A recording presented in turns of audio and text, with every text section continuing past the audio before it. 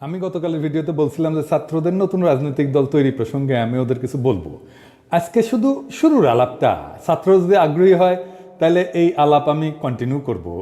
একটার পর আর একটা ইস্যু ধরিয়া বাংলাদেশের রাজনীতি নিয়ে অনেকে আগ্রহী হইতেছেন, এটা আসার কথা। আমাকেও অনেক গ্রুপ থেকে ফোন করে সে আগ্রহের কথা বলেন। রাজনীতির নির্মাণ হইল একটা হাইলি কমপ্লেক্স আর ইন্টেলেকচুয়ালি চ্যালেঞ্জিং টাস্ক। দল শুধু আদর্শ লক্ষ্য উদ্দেশ্য দেওয়া হয় না, তার সাথে আরো অনেক কিছু লাগে। তার সাথে লাগে ইতিহাস বোধ, আমরা এটারে বলি হিস্ট্রিসিজম। এই ইতিহাস বোধই রাজনীতিকে সেই দেশের মাটিতে শিকড় গাইরা দেয়। বাংলাদেশে রাজনীতির নির্মাণ দুইটা বড় দল সাকসেসফুল এই হিস্ট্রিসিজমের উপরে করতে পারছে তাদের টাইমের হিসাবে, আওয়ামী লীগ আর বিএনপি। সেজন্য এই দুইটা দল বাংলাদেশে বড় দল।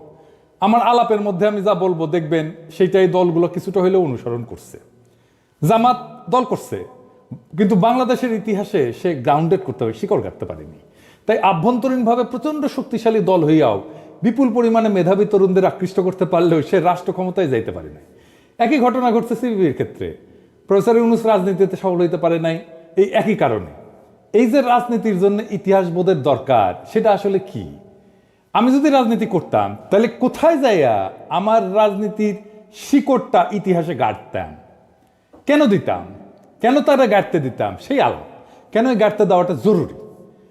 আমার আলাপে সব রাজনৈতিক দলই উপকৃত হবেন, যারা রাজনীতি করতে চান, যারা করতেছেন সবাই। তবে সবচেয়ে বেশি উপকৃত হবে বাংলাদেশের সাধারণ জনগণ। আসেন আল্লাহর নামে শুরু করি। এই যে ইতিহাসবোধ বা হিস্ট্রিসিজম, এটা হইল একটা দৃষ্টিভঙ্গি যেখানে ইতিহাসের যে ঘটনাগুলো ঘটে গেছে সেটা কেবল পটভূমি না, বরং ভবিষ্যতের রাজনৈতিক এবং সামাজিক অর্থনৈতিক গতিপথ নির্ধারণের একটা মূল নিয়ামক। বুঝছেন? শুধু পটভূমি না, এটা একটা নিয়ামক। একটা রাজনৈতিক দলের জন্য হিস্ট্রিসিজম অত্যন্ত জরুরি, কারণ এটা দলের আদর্শ, পরিস্থিতি এবং ভবিষ্যৎ কৌশলকে ইতিহাসের যে ধারাবাহিকতা সেটার সাথে সংযুক্ত করে দেয়। কিভাবে? এক নম্বরে হইতেছে সে তার রাজনৈতিক আদর্শের বৈধতা নিশ্চিত করে। যে কোনো রাজনৈতিক দল যখন তার নীতি কর্মপন্থাকে ইতিহাসের প্রবাহের উপরে ভিত্তি কইরা ব্যাখ্যা করতে পারে, তখন তার জনগণের কাছে অনেক বেশি গ্রহণযোগ্য হয়ে ওঠে। ইতিহাস দলকে একটা ধারাবাহিকতা দেয় যা তার অবস্থানকে নৈতিক এবং রাজনৈতিকভাবে শক্তিশালী করিয়া তোলে। দুই নম্বর হইতেছে জাতীয় গর্ব এবং পরিচয় গঠন। একটা জনগোষ্ঠীর ইতিহাস তার আত্মপরিচয়ের ভিত্তি। যখন একটা রাজনৈতিক দল সেই ইতিহাসকে তুলে ধরে এবং তা থেকে গর্বের উপাদান সৃষ্টি করে, তখন জনগণের সাথে সেটা আত্মিকভাবে সংযুক্ত হয়ে যায়। তিন নম্বর হইতেছে ভবিষ্যৎ দিক নির্দেশনা এবং রাজনৈতিক ন্যারেটিভ গঠন। হিস্ট্রিসিজম কেবল অতীত ব্যাখ্যা করতে সাহায্য করে না, বরং তা ভবিষ্যতের দিক নির্দেশনা নির্ধারণের একটা ভূমিকা রাখে। একটা সফল রাজনৈতিক দল তার অতীত সংগ্রাম, বিজয় এবং চ্যালেঞ্জগুলোকে নতুন প্রজন্মের কাছে এমনভাবে উপস্থাপন করে যে তারা বর্তমান এবং ভবিষ্যতের সমস্যাগুলোকে ঐতিহাসিক যে ব্যাখ্যা সেইটার মাধ্যমে বুঝতে পারে। এবার আসেন দেখি কিভাবে হিস্ট্রিসিজম রাজনৈতিক গল্পকে সংজ্ঞায়িত করে এবং জনগণকে সংযুক্ত করে। এক নম্বর হইতেছে সে ঐতিহাসিক প্রতীক এবং নায়ক তৈরি করে। রাজনৈতিক দলগুলো সাধারণত ঐতিহাসিক নেতাদের চিত্র, প্রতীক এবং আন্দোলনকে সামনে এনে নিজেদের পরিচয় তৈরি করে। যেমন ধরেন মহাত্মা গান্ধী ভারতীয় জাতীয় কংগ্রেসের, শরদ্দির বডিগার্ড আওয়ামী লীগের, নেলসন ম্যান্ডেলা এএনসির প্রতীক, তাই না? এই ঐতিহাসিক ব্যক্তিত্বরা শুধু অতীতের চরিত্র না, বরং তাদের সংগ্রাম ও আদর্শ দলের বর্তমান রাজনৈতিক অবস্থানের নৈতিক ভিত্তি হইয়া ওঠে। এই জন্যেই শরদ্দির বডিগার্ডের মূর্তি ভেঙ্গে দেওয়াটা জরুরি। সেই জন্যেই ধানমন্ডি 32 নাম্বারটা ভেঙ্গে দেওয়াটা জরুরি, কারণ তার নৈতিক ভিত্তিটা যেটা সেটারই আমরা ভেঙে দিছি। দুই নাম্বার, ঐতিহাসিক দৃষ্টান্ত দিয়া বর্তমান সময়ের ব্যাখ্যা।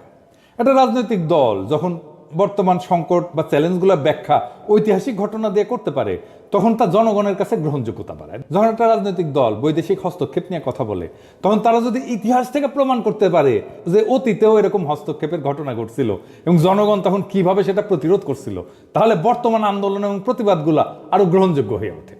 তিন নাম্বার হইতেছে গণ আন্দোলন এবং বিপ্লবের ঐতিহাসিক ধারাবাহিকতা। বিপ্লব বা গণ আন্দোলনের মাধ্যমে ক্ষমতায় আসা দলগুলোর জন্য হিস্ট্রিসিজম আরো বেশি গুরুত্বপূর্ণ। সেই জন্য ছাত্রদের জন্য অনেক বেশি গুরুত্বপূর্ণ, কারণ তারা নিজেদের বৈধতা প্রমাণ করতে ইতিহাসকে হাতিয়ার হিসেবে ব্যবহার করে। একটা জনগোষ্ঠীর ইতিহাস শুধু অতীতের ঘটনা না, বরং তাদের আত্মপরিচয়, রাজনৈতিক ভবিষ্যৎ এবং জাতীয় গর্বের ভিত্তি।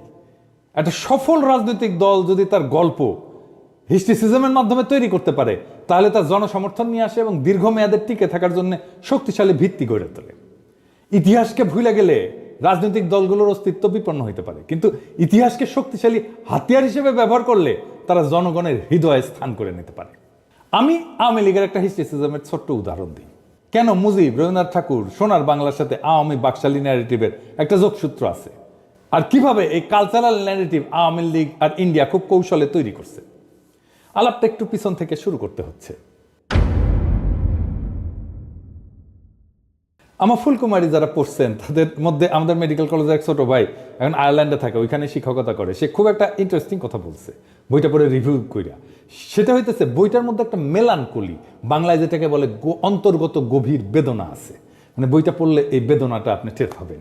সেটা কি সেটা বুঝতে পারা যায় না। ও বলতেছে এটা ঠিক কথা বলছে সে। আমার যে সার্চ, বাংলাদেশের মানুষের ঐতিহাসিক অন্তর্গত গভীর বেদনার খোঁজ করা। কেন করি? কারণ আপনার যদি জাতিগতভাবে অন্তর্গত গভীর বেদনা না থাকে, তাহলে আপনি নতুন কিছু সৃষ্টি করতে পারবেন না। আমাকে কলকাতার একটা পত্রিকা ইন্টারভিউ করছিল 5ই আগস্টের পর। আমি বলছিলাম যে দেখেন, আমাদের ভাষা এক, 47 সাল পর্যন্ত আমাদের ইতিহাস এক, খাবারও এক, আমরা একই খাবার খাই, পরিবেশ এক, ওয়েদার একই রকম, পোশাক আশাক একই রকম, তাও কেন আপনারা আমাদের থেকে রাজনৈতিকভাবে আলাদা জানেন? বলতে পারেন না উনি। আমি বললাম যে আমরা মাঝে মাঝে বিস্ফোরিত হই, আপনারা কেন হন না জানেন? কারণ আপনাদের অন্তর্গত গভীর বেদনার কোনো বোধ নাই, আপনারা জাতিগতভাবে সেটার সাথে কানেক্ট করতে পারেন না, তাই আপনার মধ্যে পরিবর্তনের যে তীব্র আকাঙ্ক্ষা সেটা জাগে না। এই গভীর বেদনার বোধটা নিয়ে আরেকটু আলাপ করি, তাহলে বুঝতে সুবিধা হবে। আর এই আলাপটা করলে বুঝতে পারবেন যে কেন আওয়ামী লীগ আর ফিরতে পারবে না। মার্কেটিংয়ে একটা ধারণা আছে, আপনারা তো জানেন আমি আসলে মার্কেটিংয়ের লোক আর কি। সেটা হইতেছে অ্যাভয়েড পেন থিওরি, যন্ত্রণা বা কষ্ট থেকে দূরে থাকার তত্ত্ব। এটার উপরে ভিত্তি করে আমরা মার্কেটিংয়ে পণ্যের চাহিদা তৈরি করা ভোক্তাদের কাছে যাই আর কি। এই ধারণাটার উৎপত্তির একটা খুব ইন্টারেস্টিং ইতিহাস আছে। পেইন অ্যাভয়েডেন্স বা অ্যাভয়েড পেন, এই ধারণাটা মূলত মনোবিজ্ঞান এবং অর্থনীতির গবেষণা থেকে আসছে, যা মানুষের সিদ্ধান্ত গ্রহণের ক্ষেত্রে খুব গুরুত্বপূর্ণ ভূমিকা রাখে। এর মূল ভিত্তি আছে একটা থিওরিতে, নাম হইতেছে প্রসপেক্ট থিওরি। 1979 সালে 2 নোবেল বিজয়ী অর্থনীতিবিদ, একজন হচ্ছে ড্যানিয়েল কাহেমান আর এমস ভেরস্কি, এই তত্ত্বটা তৈরি করে। তাদের মতে মানুষ লাভের আকাঙ্ক্ষা থেকে ক্ষতি এড়াইতে বেশি আগ্রহী। ধরেন কারো 100 টাকার অর্জন করতে চাওয়ার আগ্রহের চাইতে সে আরো বেশি উদ্বিগ্ন থাকবে 100 টাকা হারানোর সম্ভাবনা নিয়ে। এই ধারণাটাকে বলে লস অ্যাভারশন, যা মার্কেটিং এর এই অ্যাভয়েড পেইন কৌশলের ভিত্তি হিসেবে ব্যবহার করা হয়। মানুষ এমনভাবে সিদ্ধান্ত নেয় যেন তার বেদনা বা ঝুঁকি এড়াইতে পারে সে। এই মনস্তাত্ত্বিক প্রবণতা ব্যবসায়ীরা, মার্কেটিং বিশেষজ্ঞরা পণ্যের চাহিদা তৈরির জন্য ব্যবহার করেন। এই তত্ত্ব বলতেছে যে মানুষ সুখ বা লাভ পাওয়ার চাইতে কষ্ট বা ক্ষতি এড়াইতে বেশি গুরুত্ব দেয়। যদি কোনো পণ্য বা সেবা কোনো কষ্ট বা সমস্যার সমাধান করতে পারে, তবে তার চাহিদা বৃদ্ধি পায়। ধরেন আপনি বললেন যে আমি ধনধান্যে পুষ্পে ভরে দেবো আপনাদের ভবিষ্যৎকে, আর আমি বললাম ওই যে মনে আছে না তোমাকে যে অপমান করছিল, তোমার যে জমি কাইরা নিছিল, ওই যে তোমার দাড়ি টুপি দেখলে জঙ্গি বানায় গুম কইরা দিত, ক্রস ফায়ারে দিত, ওই দিন আর ফিরবে না, আমরা এটার প্রতিশোধ নেব, আমরা এমন ব্যবস্থা করবো ওই দিন আর ফিরবে না। পাবলিকে আমার কথা শুনবে, আপনার ধনধান্যের কথা শুনবে না। আমরা ন্যারেটিভ ইউজ করি চিরস্থায়ী বন্দোবস্তের সময় আমাদের পূর্বপুরুষদের জমি হারানোর ইতিহাসে। আমি বারে বারে বলি, দেখছেন না সেই গল্প বলি, এই জন্যে যে ইন্ডিয়া কখনো আমাদের দেশে পিপল টু পিপল রিলেশন তৈরি করতে পারে নাই। কারণ আমার জনগোষ্ঠীর কালেকটিভ মেমোরিতে আসছে পশ্চিমবঙ্গের হিন্দু জমিদারদের হাতে জমি হারানোর বেদনার কথা। ইন্ডিয়া কিছু করতে আসলেই তার মনে হয় আবার আসতেছে রে সেই আমার জমি কাইরা নিতে, সে ফেরত আসে গেল।